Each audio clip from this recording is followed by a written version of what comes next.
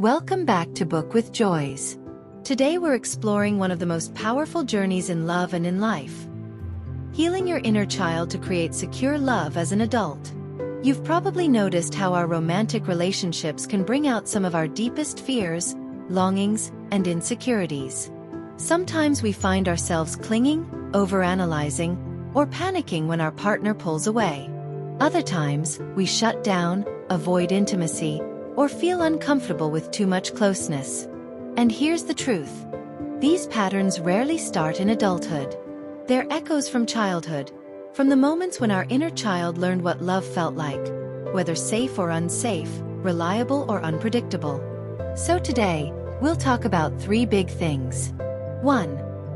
What your inner child really is. 2. How childhood wounds shape your adult love life.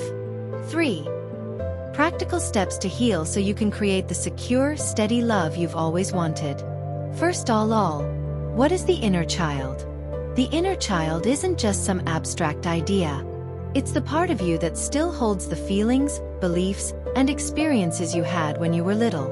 If, as a child, you were nurtured consistently, you probably grew up believing, I am lovable. People are safe. My needs matter. But if love was inconsistent, maybe sometimes warm, sometimes withdrawn, maybe conditional, or maybe even absent, your inner child may have formed beliefs like, I have to earn love. People will leave me. My feelings are too much. Fast forward to adulthood, and those old lessons don't disappear. They show up in how you attach to partners, how you communicate, and even who you're drawn to. How childhood wounds shape adult love. When we talk about the inner child, we're talking about the younger part of you that first learned how love, safety, and connection worked.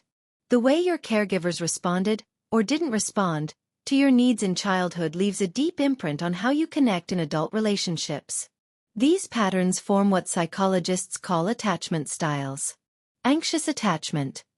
When closeness feels like survival. If your inner child grew up craving connection but fearing abandonment, you may carry those wounds into adulthood. Maybe your caregivers were sometimes loving but also unpredictable.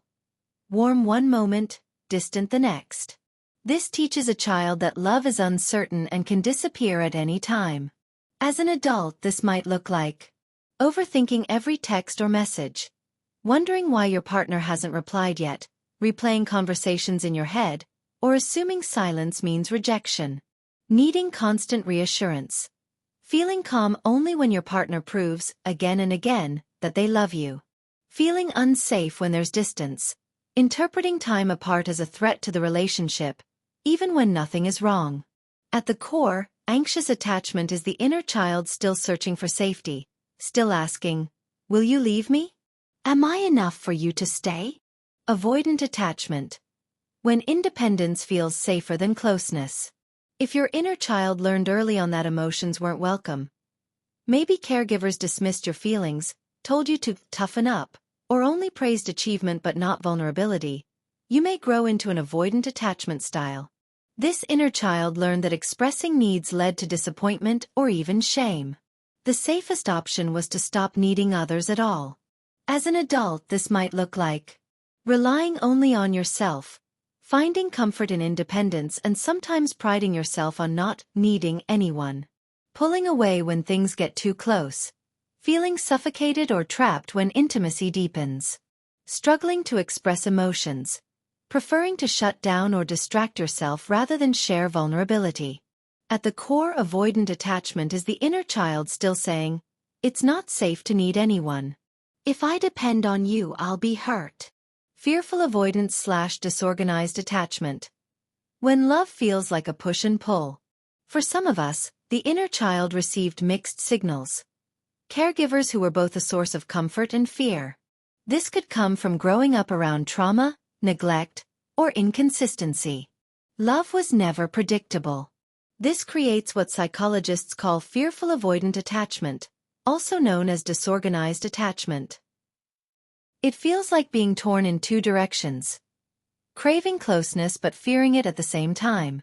As an adult, this might look like wanting love deeply, but panicking when it gets close.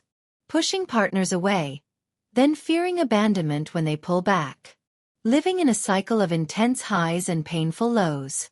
At the core, disorganized attachment is the inner child asking, I want to trust you, but what if you hurt me? Understanding your attachment style isn't about labeling yourself, it's about compassion. It's realizing that the struggles you face in love aren't because you're broken or too much. They're echoes of the child you once were, trying to stay safe in the only way they knew how. And here's the hopeful part. Attachment styles are not permanent. With awareness, self-compassion, and the right tools, you can heal. You can reparent your inner child, give them the safety they never had, and gradually create the foundation for secure, healthy, lasting love. Now let's get practical. How do we begin healing? Step 1. Acknowledge and connect with your inner child. The first step is simply recognizing that your inner child exists. Many of us go through life trying to bury or silence this part of ourselves, especially if it carries a lot of pain. But healing starts with acknowledgement. Try this.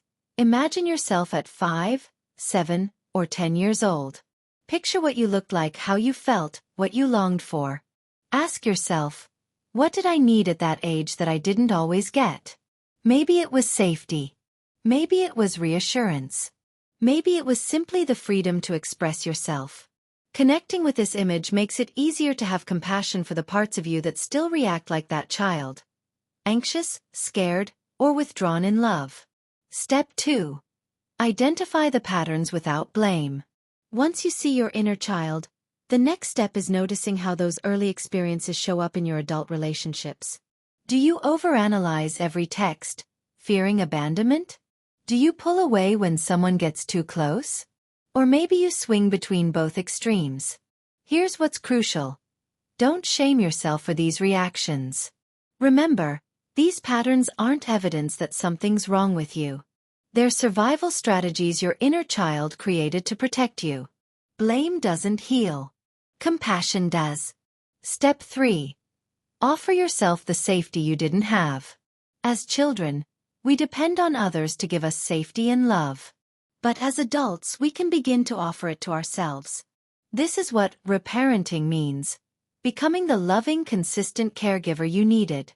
That might look like talking to yourself kindly when you feel triggered.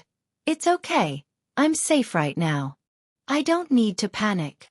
Setting boundaries so you don't abandon yourself just to keep someone else close. Learning to soothe your nervous system through deep breathing, meditation, or grounding exercises when anxiety spikes. Every time you show up for yourself in this way, you teach your inner child that safety is possible now.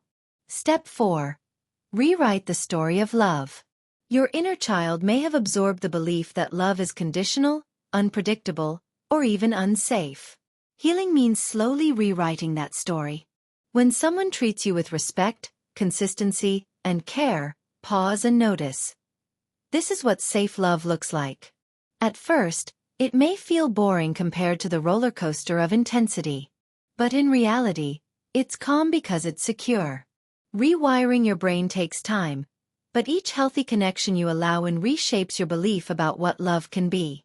Step 5. Seek support. Inner child healing is powerful work, but it's not something you have to do alone. Therapy, support groups, or even safe friendships can offer you the kind of presence your inner child never had. Sometimes, simply being seen and understood by another person can be healing in itself. Remember, secure love is built not only within yourself, but also in the relationships you choose. Take a moment today and close your eyes. Picture your younger self. Maybe 5, maybe 10 years old. Notice their face, their posture, their eyes. Ask them, what do you need from me right now? Then imagine giving it to them. A hug. Reassurance. Play. Protection. This small practice helps bridge the gap between who you were and who you are, and it's a step toward becoming the secure, loving adult you want to be. Healing your inner child is not about erasing the past. It's about giving yourself now what you didn't always get then. Love, safety, and worthiness. When you do this, you're no longer stuck in old cycles. You stop mistaking intensity for intimacy. You stop clinging to people who can't meet you. And you begin to build the kind of love that feels safe, steady, and real. Thank you for spending this time with me. If this episode resonated with you, please share it with someone who might need it, and don't forget to follow podcast name for more episodes on healing, growth, and love. Until next time, take care of yourself and take care of that little one inside of you. They deserve love. And so do you.